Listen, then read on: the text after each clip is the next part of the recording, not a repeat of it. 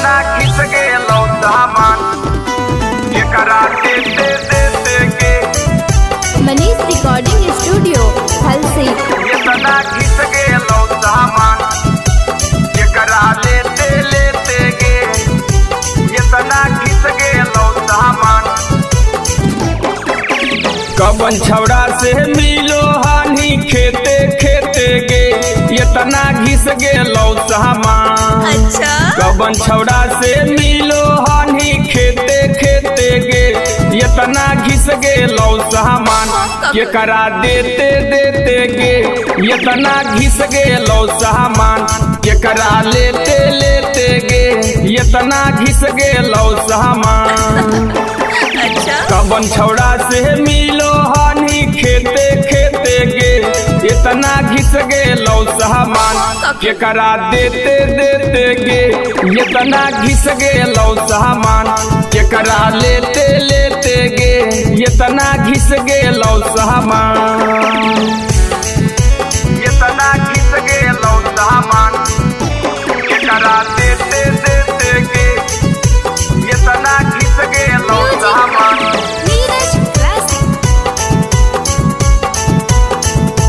केकरा देते देते के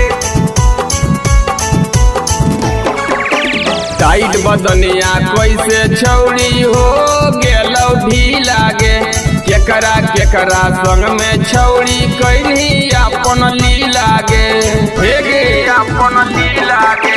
टाइट बदनिया कैसे छौड़ी हो गेलो ढीला गे केकरा केकरा संग में छौड़ी कैनी अपन लीला गे देखे में नहीं ठीक कहौ एते एते गे इतना घिस गेलो सामान केकरा देते देते गे इतना घिस गेलो सामान केकरा लेते लेते गे इतना घिस गेलो सामान।